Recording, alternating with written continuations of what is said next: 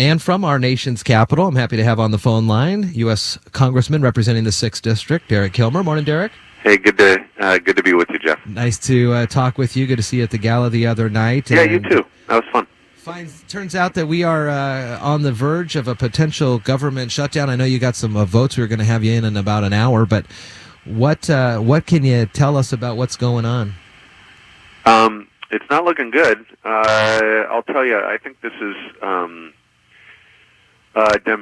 demonstrates why people have such a low opinion of Congress. Mm-hmm. What we've seen is just continued kicking of the can and manufactured crisis, and that's just not governing at all. What I support is passing a long-term plan to fund the government. I mean, we've talked about this before. That is important in our district, where you got park rangers at the national park, you've got shipyard workers up at PSNS, you got folks in the Forest Service managing our forests, and they're facing this threat of shutdown every few weeks, mm-hmm. and it's just a bonkers way to do business. I've heard folks say the government should run more like a business. No good business would threaten shutting down on their customers or laying off their employees every 2 or 3 weeks.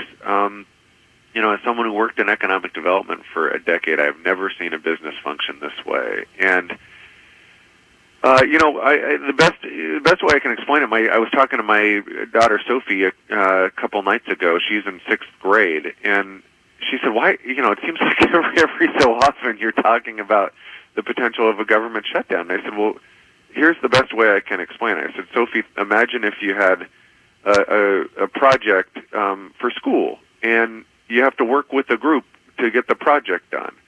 And the project was due at the end of September. In this instance, the project was funding the government. And in September, you said, well, we didn't get our job done. We didn't work well as a group. So can we get an extension to early December?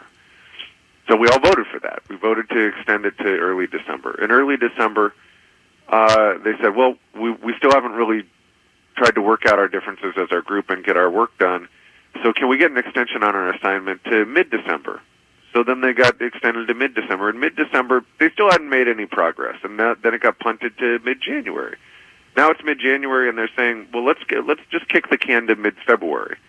And nothing has changed. There has been no effort to actually try to work out some of these differences and pass a long-term budget and spending deal. And unfortunately, it means that it comes at a cost to regions like ours, and I just think it's a really bad way to do business. When was the last time a budget was passed in the Capitol? Well, it's been a long while. Now there have been bipartisan budget deals. You may remember the Murray-Ryan agreement from just a few years ago. Mm-hmm. This is the first time in America's history where one party controls the House, the Senate, and the White House, where we may have a government shutdown. And to me, it's just a complete failure of governing. These sort of manufactured crises are just a really bad way to do business. And for the life of me, I struggle to explain the inexplicable. It kind of is we're also on the edge of the year anniversary of the President Trump taking inauguration. Is this kind of what you guys are seeing up there as kind of business as normal now? Well, I think it's a real example of a lot of missed opportunities in this first year. I mean, I think there was a lot of hope that there might be some effort to make some deals, right? To have some compromise to get some things done for our country. I have a strong appetite for that. Certainly with regard to budget, with regard to immigration policy. You've heard the president say, let's try to work out a bipartisan immigration deal, and yet when there was a bipartisan proposal put in front of him, that got scuttled.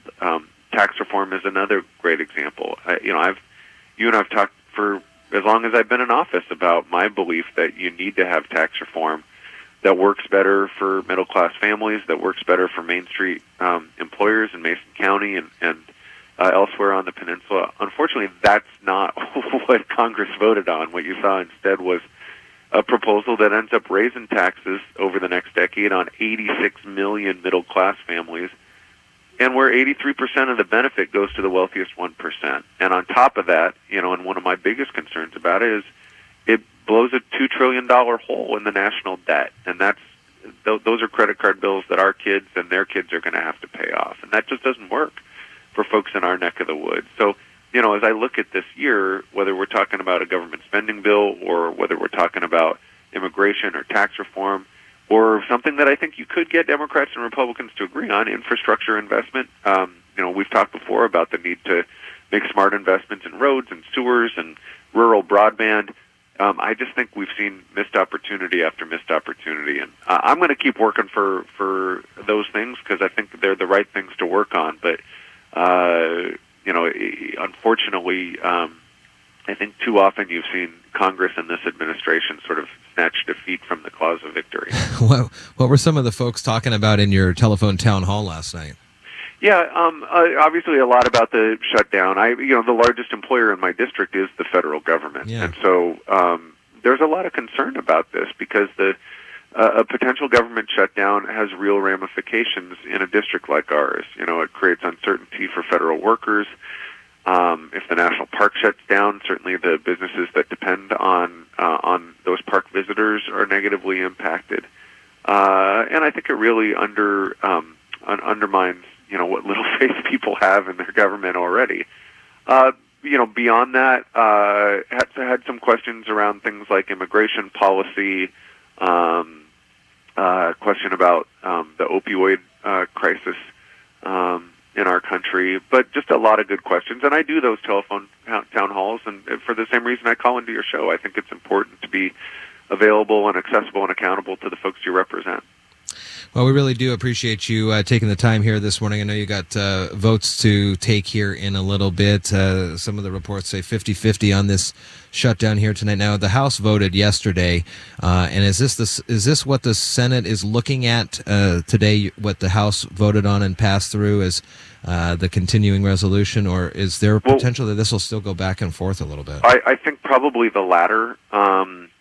You've already heard not only the Democrats won't support what passed out of the House, right, that there's Republicans who won't support it because, again, for 110 days, you've just seen Congress kick the can, right? Rather than actually doing what we would do in our families or in our businesses, make some tough decisions, like work together, work it out.